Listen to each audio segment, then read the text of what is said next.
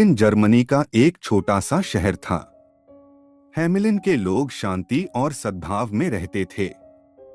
हालांकि एक दिन वहां कुछ अजीब हुआ और शहर में लगभग सब कुछ बदल गया। शहर में हजारों चूहों की बाढ़ आ गई। हेमलिन चूहों का स्वर्ग बन गया। चूहे घरों में घुस गए और सड़कों पर झुंड बनाकर आ गए। चूहे हर आकार के थे और तेजी से बढ़ रहे थे। वे हर जगह फैल गए और किताबों, खिलौनों, कपड़ों और जूतों की दुकानों पर हमला कर दिया। यहाँ तक कि वे पंसारी, कसाई और बेकरी की दुकानों में भी घुस गए। हेमलिन के लोग चूहों से डरते थे। शहरवासी अपनी समस्या लेकर मेयर के पास गए, लेकिन उसे इस पर काबू पाने का कोई उपाय नहीं सूझ रहा था। अंततः मेयर ने शहर को चूहों से मुक्त कराने वाले को इनाम देने की घोषणा की। बांसुरी लिए हुए एक अजीब से दिखने वाले आदमी ने कहा, मैं पाइड पाइपर हूं। मैं शहर को सभी चूहों से मुक्त कर दूंगा। मेरा इनाम क्या होगा? यदि आप ऐसा कर सकते हैं तो मैं आपको 50,000 फूल दूंगा, मेयर ने कहा। पाइड पाइपर सड़क पर चला गया। उसने अपनी बांसुरी निकाली और एक मधुर धुन बजाई।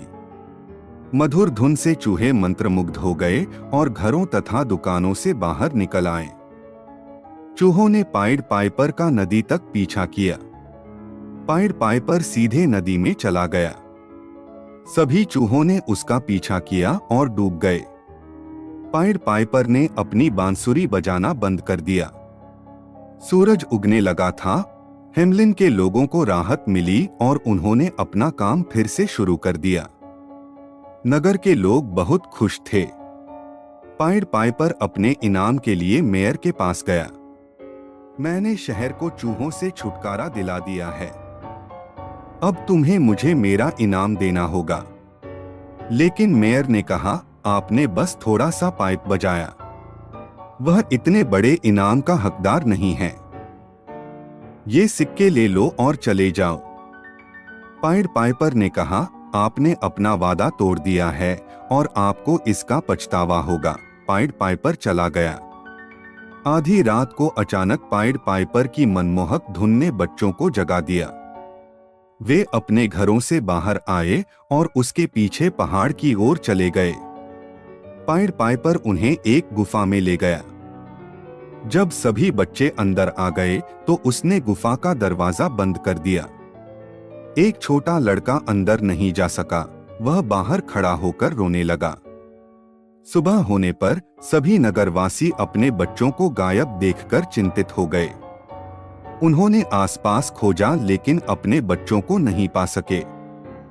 आखिरकार एक आदमी ने छोटे लड़के को पहाड़ के किनारे रोते हुए देखा। लड़के ने उसे बताया कि बच्चे गुफा में थे। सभी लोग मेयर के पास गए और उनसे पाइड पाइपर को ढूंढने और अपना वादा तोड़ने के लिए माफी मांगने को कहा। मेयर ने पाइड पाइपर की तलाश की, उससे माफी मांगी और उससे बच्चों को वापस लाने का अनुरोध किया। बिना कुछ कहे पाइड पाइपर चला गया। कुछ घंटों के बाद वह सभी बच्चों के साथ वापस लौटा। मेयर ने पाइड पाइपर को अपने 50,000 फूलों से पुरस्कृत किया। मेयर ने सबक सीख लिया था। बच्चे लौट आए और शहर में एक बार फिर शांति हो गई। ऐसे ही मजेदार कहानियां देखने के लिए अभी सब्सक्राइब करें हमारे चैनल को।